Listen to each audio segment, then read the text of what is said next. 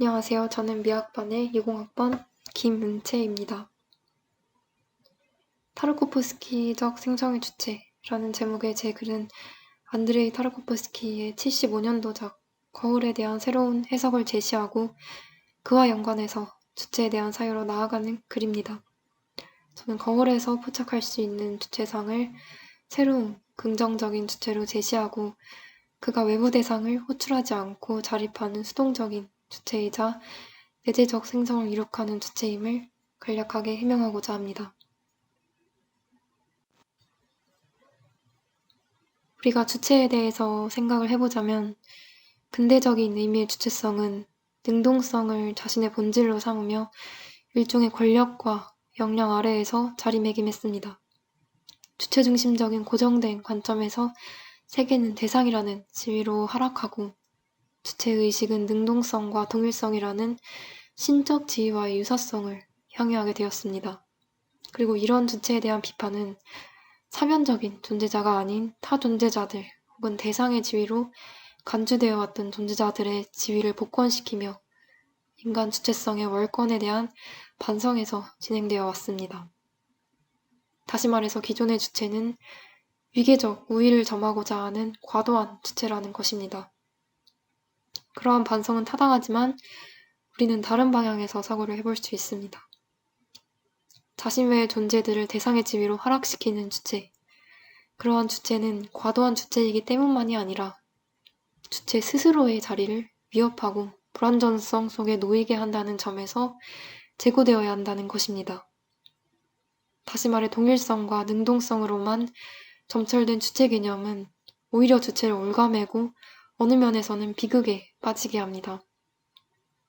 수로에 대해 능동적인 주체는 변화하는 수로 속에서도 그 자신은 여전히 부동한 채로 그 변화를 의욕하며 행합니다.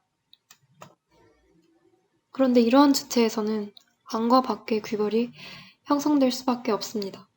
그 안과 밖 사이에는 주체 행함이 있는데 이를테면 대상을 인식하는 주체는 대상이라는 외부와 자신이라는 내부 사이의 구별을 인식이라는 자신의 행위로서 안착시킵니다. 그래서 수로는 주체의 능동적이고 의욕적인 행함이 되는 것이고 주체의 외부에는 그 행함이 작용하는 대상이 놓이게 됩니다. 가령 주체가 먼저 존재하고 그 주체는 외부의 대상에 대한 인식을 행하는 것입니다. 대상을 인식하는 주체는 능동적이며 또한 역량으로서 자신의 주체성을 확립시키는 주체입니다. 그러나 우리가 생각해 볼 수 있는 것은 이러한 확고무동한 자신의 영역을 지키고자 하는 실체적인 주체는 오히려 자신을 어떠한 한계 속에 맴돌게 한다는 점입니다. 왜냐하면 그러한 주체는 자립하지 못하고 내외의 구별 속에서 끊임없이 대상을 호출해야만 자신의 주체성을 보존할 수 있기 때문입니다. 그리하여 우리에겐 대상과 외부적인 관계를 맺으면서 역량을 담보하는 주체, 혹은 능동성만을 자신의 본질로 삼는 주체와는 다른 새로운 주체를 마주해보는 것이 가치가 있을 것입니다. 이는 이미 존재하고 있다고 가정된 부동의 주체의 역량에서부터가 아니라 거꾸로 운동에서부터 주체를 사유해보는 데서 출발합니다. 또한 개념 내부에서만이 아니라 개념의 그물망에 담기지 않는 실제들에서 주체 개념의 사유를 시작해보는 데서 출발합니다. 이것은 미학적인 측면이라고 볼 수 있겠습니다. 우리가 주체 개념을 사유하든 다른 것들을 사유하든 순수 형이상학적인 체계 내에서만 사유를 행해야 한다는 것에 대한 강박에서 벗어나서 형이상학적 탐구로 나아가는 여정, 혹은 적어도 그 초입에서 미학적인 길을 경유하는 것의 가치를 제고해 볼 수 있습니다.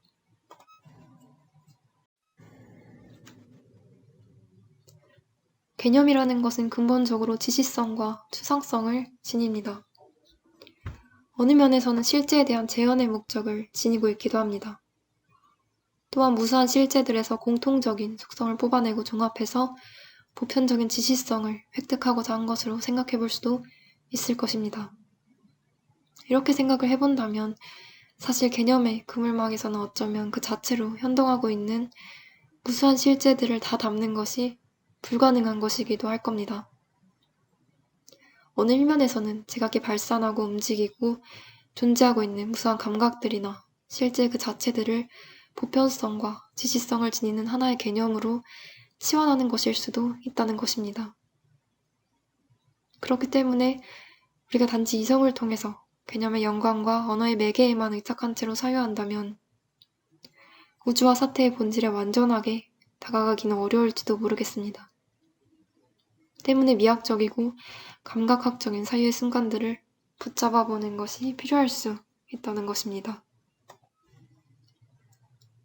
물론 개념적인 사유는 중요하고 들레즈의 경우에도 개념의 창조를 철학함의 근본으로 설정하면서 개념의 긍정적인 역할과 필요성을 강조했습니다. 그런데 그는 어느 일면에서는 개념이 지시적이고 제한적인 속성에 그치지 않고 새로운 기분과 감각, 사유의 결을 만들어내기도 한다는 점에서 그 중요성을 환기한 것이기도 했습니다. 다시 말해 개념은 등가적 상징이며 교환의 그물 체계의 것이기도 하지만 그보다 개념은 우리가 물질적으로 보지 못했던 것들로 우리를 이끌고 이성뿐만 아니라 감각의 장을 건드리고 열리게 하며 변하게 하는 힘도 가지고 있습니다. 이로부터 우리는 개념의 미학적이고 감각학적인 면모로도 나아갈 수가 있을 겁니다. 여기서 우리의 미학은 기존의 미학과 달리 새로운 지점을 바라보고 있기도 합니다. 들레즈에게 있어 철학의 본질은 철학이 무엇인가가 아니라 그 생성의 힘에서 찾아지는 것으로 여겨졌듯이 우리의 미학도 더 이상 고대 그리스에서 발원한 고전적인 탐구에 따라 예술이 무엇인지, 미가 무엇인지를 정의해야 하는 학문에 머무르지 않을 것입니다.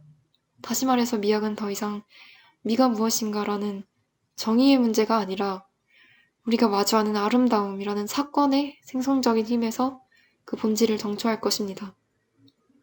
따라서 미학적인 사유라 함은 아름다움과 추함, 기이함 등의 우리가 맞닥뜨리는 무수한 감각들에서 출발하는 사유라고 할 것입니다.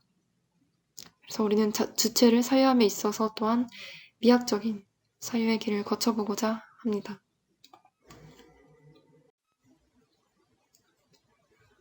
타르코프스키적 주체를 우리가 바라보기 이전에 랑시에르와 에이젠슈테인을 새롭게 경유해보고자 합니다. 자크 랑시에르가 모더니즘 예술을 비판했을 때 그 비판은 적절한 시대에 등장한 비판이었을 뿐만 아니라 탁월한 비판이었다고 할 수가 있을 겁니다. 그 비판은 두 가지 의미에서 탁월성을 지니는데 하나는 랑시에르의 철학 내부에서의 가치일 테고 다른 하나는 우리의 주체에 대한 사유에 있어서의 가치가 될 것입니다.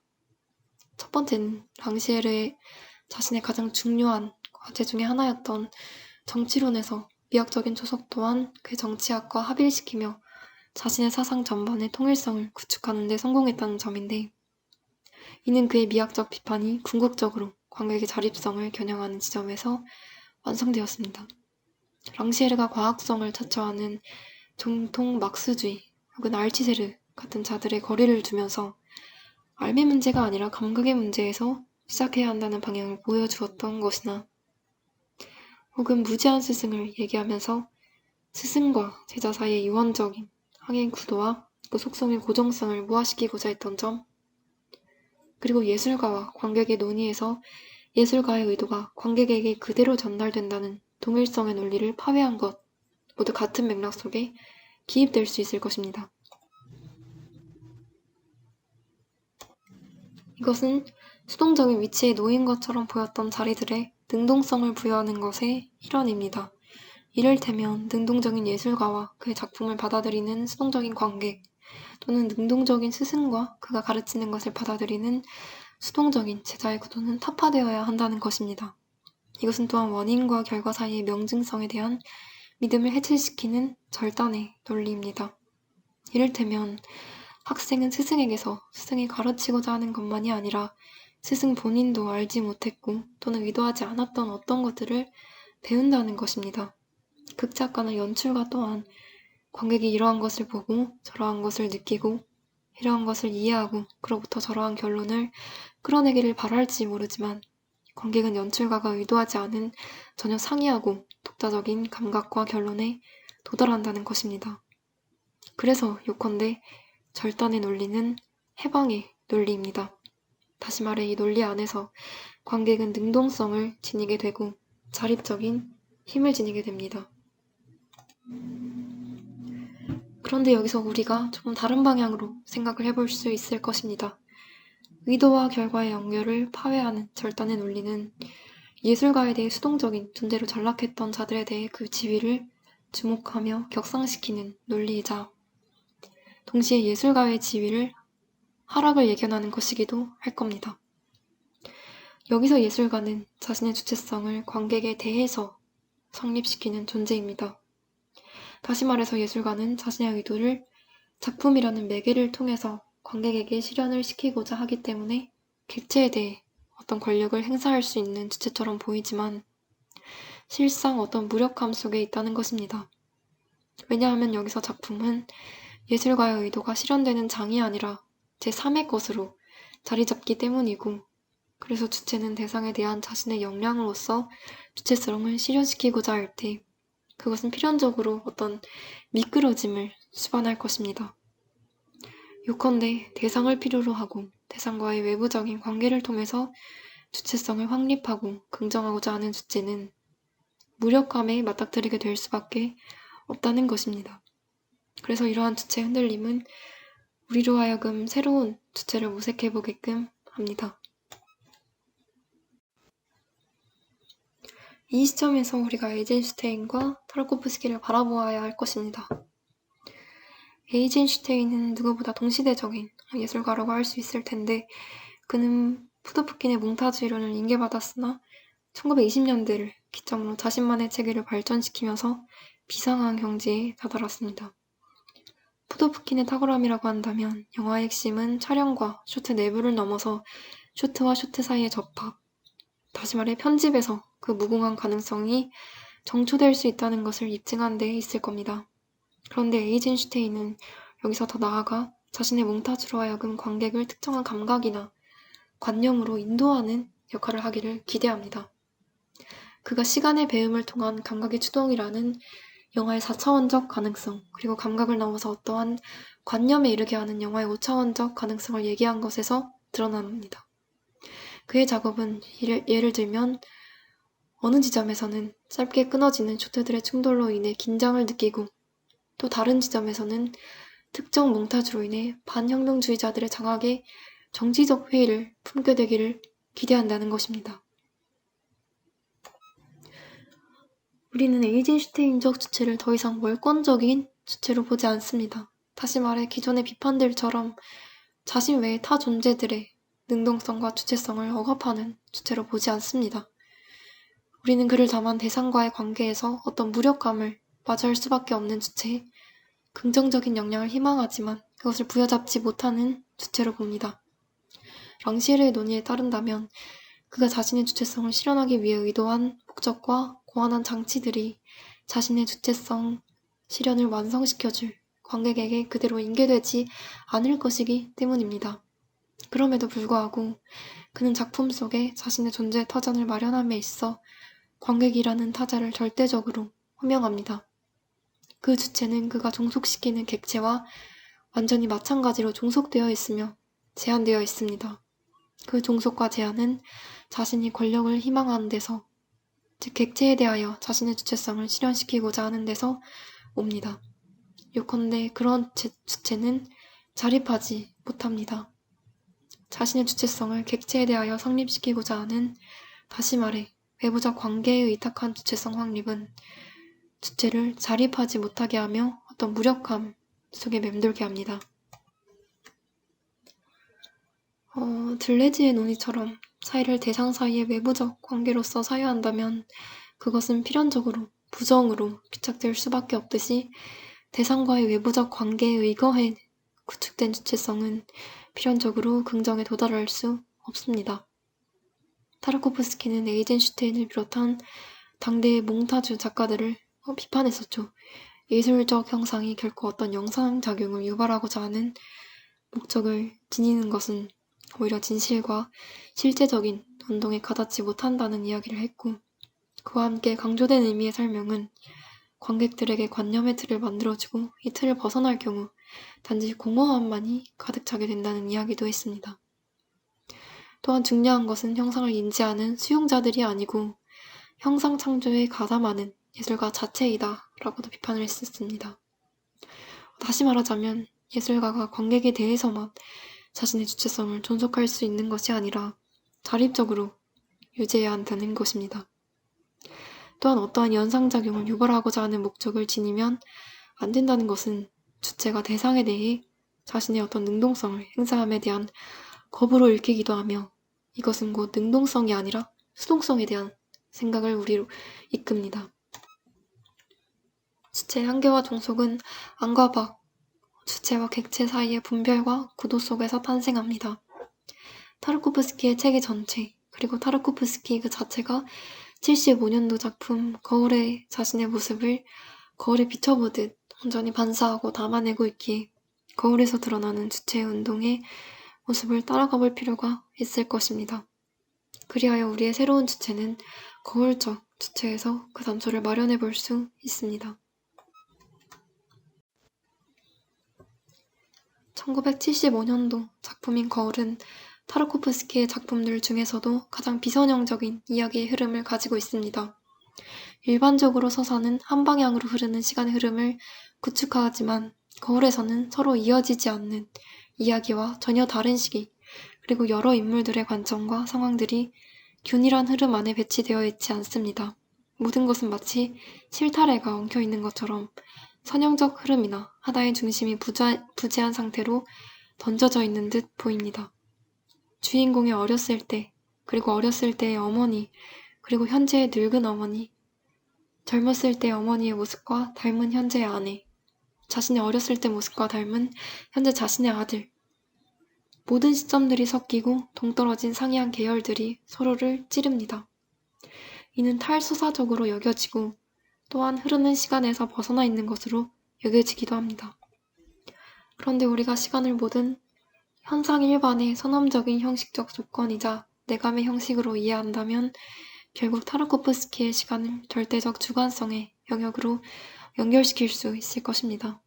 시간이 자기 자신만으로는 있을 수 없으며 또한 사물의 객관적 특성으로서 사물에 속해 있는 것도 아니라면 그것은 다시 말해 조건적으로든 성질로든 시간은 물 자체에 속하지 않으며 우리의 감성적 직관의 형식과 관계에 존립할 수 있다는 것입니다. 그렇다면 시간은 더 이상 대상 자신이 아니라 대상을 직관하는 주관에 속해 있게 됩니다.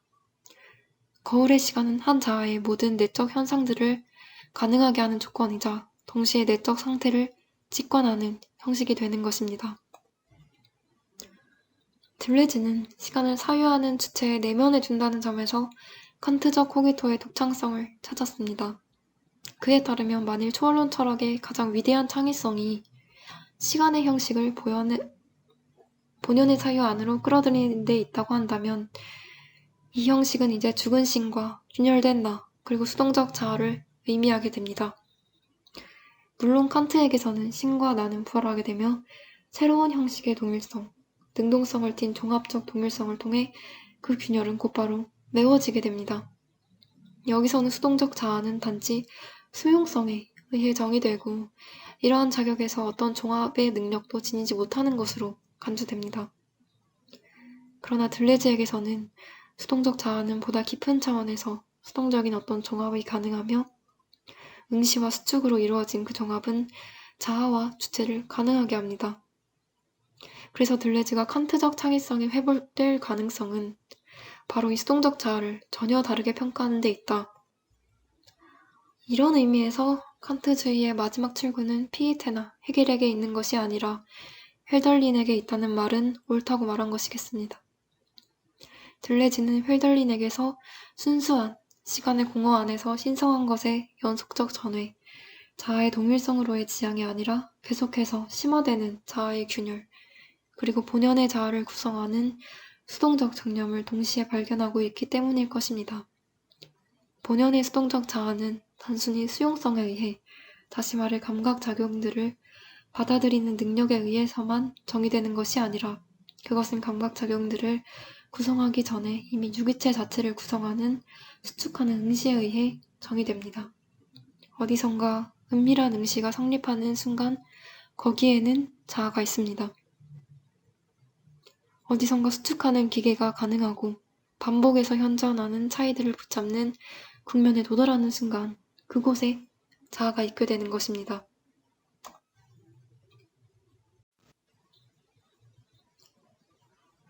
거울은 외부로 눈을 돌리지 않고 자아의 세계 내부로 깊숙이 함몰되어 진행해 나가는 주체의 내재적인 운동을 보여주고 있습니다. 우리가 영화에서 주체의 운동의 방식과 관련해서 간단하게 주목해 볼 수 있는 것은 어떤 비밀스러운 반복입니다. 거울에서 수풀에 불어오는 바람을 담은 쇼트는 자꾸 반복되어 돌아옵니다. 어떤 과거의 회상 이후에 꿈에 대한 상기 이전에 바람과 흔들리는 수풀의 모습은 매 순간 다른 감정을 지니고 반복되어 등장합니다. 이것은 반복되지만 언제나 그것은 다른 무언가와 겹쳐서 다른 무언가와 동행하며 같으면서도 동시에 변화된 모습으로 되돌아옵니다. 영화에서 그것들은 모두 쇼트의 길이가 상이하기도 합니다. 어느 순간에는 바람이 불어오다가 갑자기 그쳐버리는 짧은 쇼트이고 어떤 때에는 바람이 부는 것이 멈추지 않고 나무 의자 위에 놓여있던 물건들을 넘어뜨리는 데까지 가는 긴 쇼트로 나타나죠. 다시 말해 이 반복은 차이를 품고 있는 반복입니다. 반복이 바로 차이입니다. 왜냐하면 우리가 반복하는 것은 매 사건이 계속해서 다른 방식으로 스스로를 긍정하는 힘이기 때문일 것입니다. 들레즈가 이해한 영혼의 기는 나의 고유한 일관성, 나의 고유한 동일성, 자아의 동일성, 그리고 세계의 동일성과 신의 동일성을 모두 배제하면서 성립하는 비밀스럽고 혼돈을 품고 있는 일관성입니다. 그것은 어딘가 찌그러져 있고 비밀스러우며 영원히 궤도를 벗어나는 원한 운동입니다. 그러나 돌아오는 것은 어떠한 조건도 행위자도 아닙니다. 돌아오는 것은 매 순간에 생산된 사건들 그 자체인 것입니다. 들레즈는 주름 개념을 가지고 존재에 정초하지 않은 생성을 표현하고자 하죠. 이를테면 세계 혹은 존재가 먼저 있어서 그것이 차이와 생성을 통과해 가는 것이 아닙니다. 오히려 하나의 어떤 열린 영원한 생성이 먼저 있는 것입니다. 또한 사건 자체가 있는 것이지 사건의 하나의 행위가 되는 우선적인 초월성은 존재하지 않는다는 것입니다. 이를테면 생성이란 어떤 존재의 생성이 아닙니다. 생성이 그 자체로 있고 그로부터 우리는 상대적으로 안정적인 존재의 점들을 지각하는 것입니다. 그것은 잠재적이며 지각하고 수축하는 한에서 매 순간 현실화됩니다. 거울에서는 모든 상이한 계열들과 사건들의 중첩만이 있습니다. 그렇기 때문에 주인공에게서 어딘가 묘하게 떨어져 보이는 어머니의 젊은 시절의 상황이나 전쟁의 모습 또한 주인공이 어렸을 때 꾸었던 꿈과 동행하고 뒤섞이며 새로운 운동과 혼연된 상태를 끊임없이 생성해내는 것입니다. 다시 말해 부동의 내부와 외부, 고정된 주체와 대상 사이에 구별이 없으며 다만 존재면에 생명이 있고 그것의 운동 속에서 주체는 응시하고 수축하며 주체가 되는 생성과 운동 속에 합일되는 수동적인 자아입니다.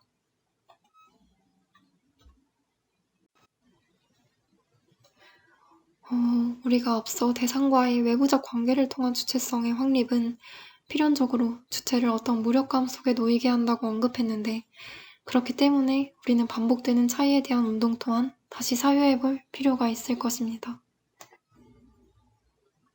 일반적으로 차이란 대상 A와 대상 B의 비교 또는 대립을 통해 얻어지는 다른 상태를 말합니다.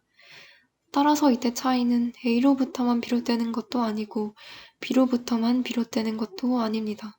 왜냐하면 A의 차이는 A 자신 밖에 있는 차이의 외적인 원인인 B를 필요로 하고 그 역의 경우인 B의 차이 역시 마찬가지이기 때문입니다. 이런 의미에서 일반적으로 일컬어지는 차이는 곧 부정에 근거하고 있다고 할 만합니다. 하지만 우리는 차이를 다르게 생각해 볼 수 있습니다. 앞서 언급한 차이는 상태의 측면에 그치지만 우리는 차이를 정적인 상태가 아니라 운동의 측면에서 사유할 수 있습니다. 차이를 지속과 시간을 경유하면서 변화 또는 생성과 더불어 이야기한다면 말입니다. 구분되고 정지된 순간 위에서가 아니라 운동, 변화, 생성으로서의 지속 위에서 이야기되는 차이는 결코 외부적인 비교나 대립의 바탕을 둔 상태가 아닌 내재적인 존속을 가능케 합니다. 이러한 차이는 만들어지고 있는 어떤 것입니다. 또한 이러한 차이는 부정을 필요로 하지 않습니다. 들레즈가 헤겔의 철학이 차이 그 자체가 아니라 차이를 부정으로 환원시켜버렸다고 비판하는 것을 우리가 떠올려 볼 수 있을 것입니다. 헤겔에게 어떤 존재하는 것은 그것의 타자, 그것의 부정, 그것이 아닌 것을 통해 정의될 수가 있습니다. 만일 존재가 단순히 자기현시적이고 동일하다면 우리는 존재에 대한 개념이나 관념을 갖지 않을 것입니다.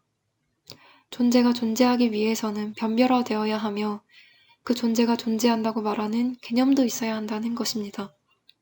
그러나 들레즈는 부정 없는 차이를 이야기하면서 존재의 성립을 위해 요청되는 부정을 폐기하고자 했습니다. 들레즈는 헤겔의 차이가 반드시 부정성과 모순으로 귀결되게끔 하는 것은 곧 동일성이라고 보고 동일성의 우위가 바로 재현의 세계를 정의하며 플라톤적인 위계를 암시하기 때문에 넘어서고자 한 것일 겁니다. 또한 부정 안에서 사유되는 차이는 실제적인 차이가 아니라 동일성을 전제하고서 구별을 의미하는 계면적 차이일 뿐이라는 것입니다. 그리하여 거울은 이러한 그 자체로 지극히 현동적이며 무수하게 발산하는 차이와 반복을 거치는 자아의 운동을 내포하고 있습니다. 이러한 자아는 차이를 그 모든 독특성들 안에서 재조우합니다. 외부 대상과의 관계를 통해 맺어지는 주체성은 어떤 미끄러짐을 수반하지만 거울적 주체는 외부적 관계 자체를 모두 무화시키며 생성의 합이랍니다. 이를테면 거울적 주체는 운동을 행하는 주체가 아니라 오히려 운동 중에 있는 주체라고 불러야 마땅할 것입니다. 거울 속에는 주체 바깥에 외부의 대상이 없으며 단지 무한한 내부만이 있습니다. 또한 거울적 주체는 능동성이 아니라 수동성을 지닙니다.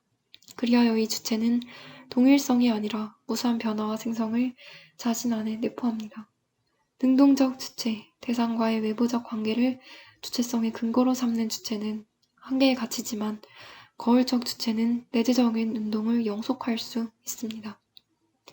내외의 구분 없이 생성의 단일면에 놓인 존재의 점으로서 긍정과 해방의 가능성을 지닙니다.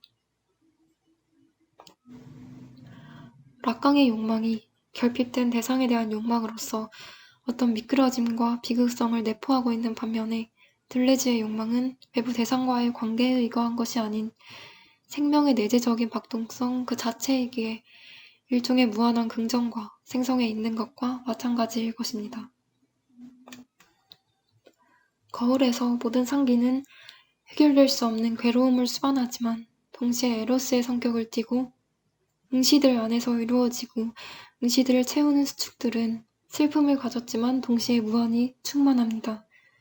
이 긍정들이 발생할 때 현재들은 시간의 수동적 종합 안에서 영속하는 현재로부터 태어납니다.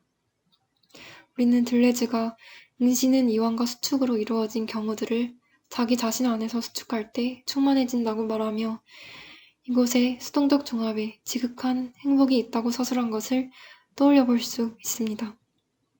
거울 속에서 주체는 언제나 분열된 주체일 수밖에 없으며 분열된 주체는 자신을 구성하는 모든 괴로움 안에서 보잘것없는 모든 자기 만족들 안에서 자신의 비참함과 가난 속에서 존재합니다.